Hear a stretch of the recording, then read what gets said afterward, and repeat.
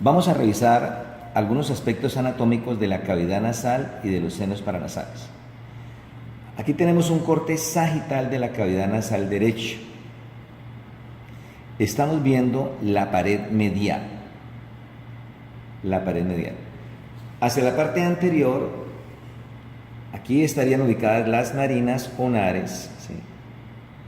El vestíbulo nasal, delimitado por el limen nasal. ¿Sí? Hacia la parte posterior, recordemos que la cavidad nasal se relaciona con la nasofaringe. ¿Sí?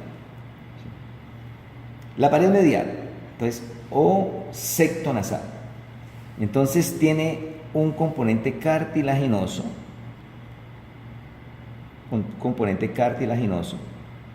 constituido por el cartílago del septo nasal.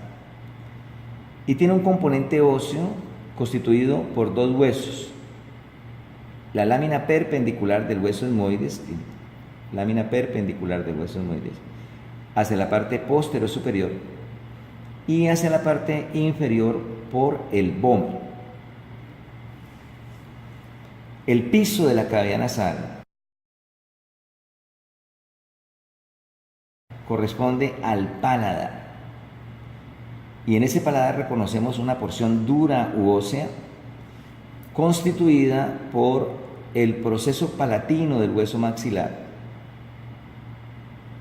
y por la lámina horizontal del hueso palatino.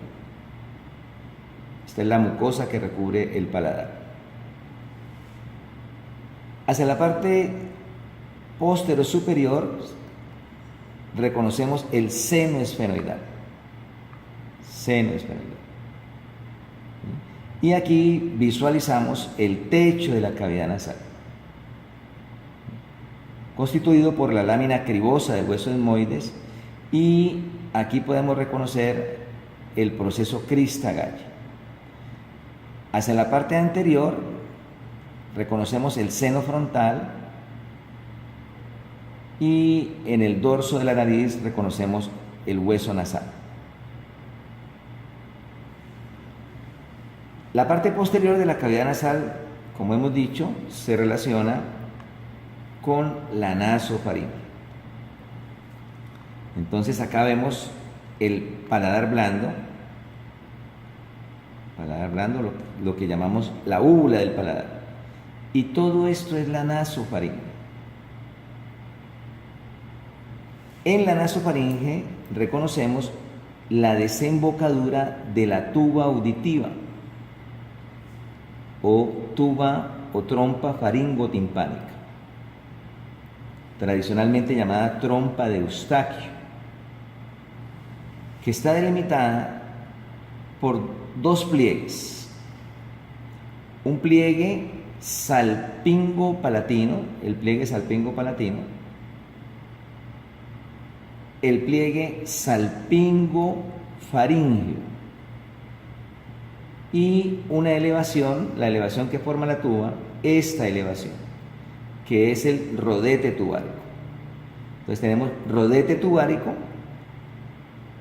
orificio faríngeo de la tuba auditiva, que comunica el oído medio con la nasofaringe, pliegue salpingo-palatino, pliegue salpingo-faríngeo, y posterior al pliegue salpingo-faríngeo vemos un espacio que corresponde al receso faríngeo, que contiene la tónsila faríngea.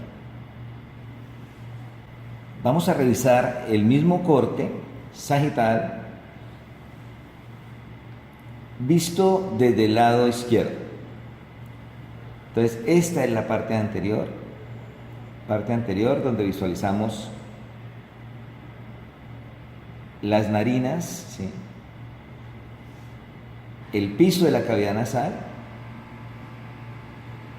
el dorso de la nariz, el seno frontal y la lámina cribosa del hueso etmoides.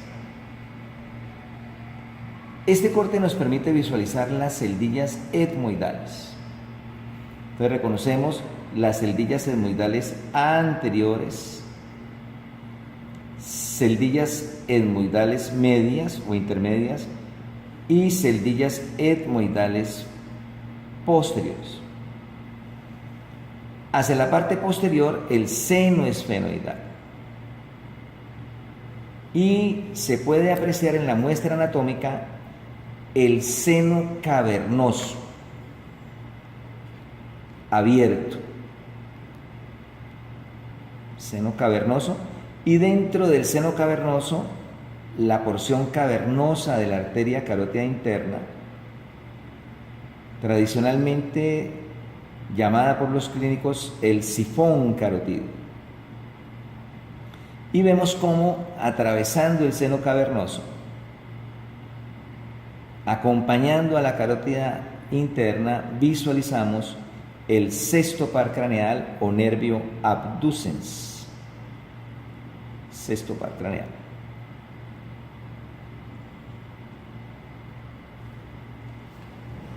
Esto es un corte coronal de la cavidad nasal, donde visualizamos el piso de la cavidad nasal, la pared medial constituida por el septo o tabique nasal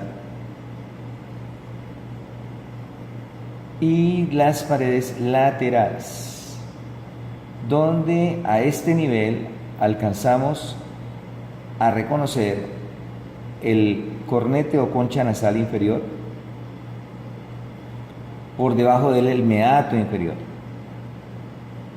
y se ve parte del cornete medio. Observamos cómo la cavidad nasal se relaciona con la cavidad orbitaria. Aquí visualizamos el globo ocular, ¿sí?, relacionándose con la pared lateral de la cavidad nasal. La pared medial de la cavidad orbitaria se relaciona con la pared lateral de la cavidad nasal. Acá se reconoce el globo ocular. Este es un corte coronal de la cavidad nasal, donde se alcanza a visualizar la cavidad orbitaria en su parte, la parte que corresponde al globo ocular, en su parte inicial. Visualizamos el piso de la cavidad nasal, la pared medial,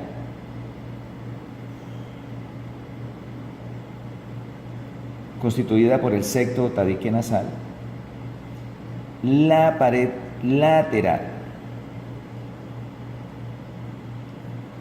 y vemos las prolongaciones de esa pared lateral que constituye las conchas o cornetes nasales.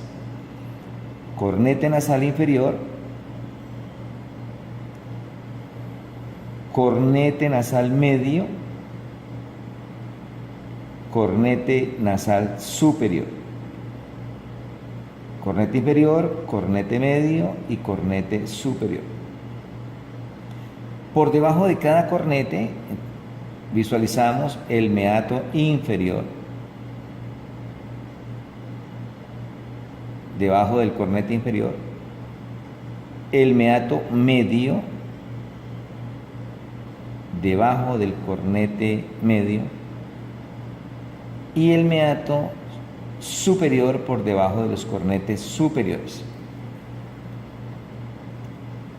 Lateralmente a la pared lateral reconocemos los senos maxilares, y se ve como la mucosa que los recubre. Hacia la porción superior alcanzamos a visualizar las celdillas etmoidales, en este caso celdillas etmoidales posteriores. El corte nos permite ver también el inicio de la fosa craneal media. Este es el mismo corte visto desde atrás. Esta sería la mitad derecha, esta sería la mitad izquierda. Podemos ver la diferencia en el corte. Acá visualizamos mucho mejor la cavidad orbitaria. Y visualizamos lo mismo que veíamos anteriormente: la pared medial, los cornetes, cornete inferior izquierdo, cornete medio izquierdo y cornete superior izquierdo.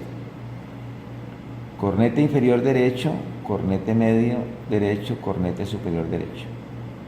Y los meatos, inferior, medio y superior.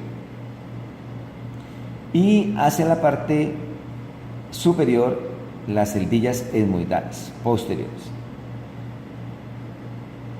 En la cavidad orbitaria podemos destacar su relación con la cavidad nasal. Entonces vemos el nervio óptico, la grasa orbitaria y los músculos extraoculares que se alcanzan a visualizar a este nivel. Este es un corte axial de la cavidad nasal. Esta es la parte anterior.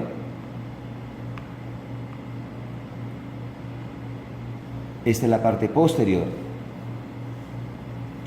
Y podemos visualizar en el corte el septo nasal, pared medial de la cavidad nasal, y se observan más claramente las celdillas etmoidales. Celdillas etmoidales anteriores, celdillas etmoidales medias y celdillas etmoidales posteriores. Hacia la parte posterior se puede reconocer el seno esfenoidal. Y destacamos la relación de las celdillas etmoidales con la cavidad orbitaria. Recordemos, aquí ya se observa globo ocular, que la órbita ocular, su pared medial, ¿sí?, se relaciona con las celdillas etmoidales.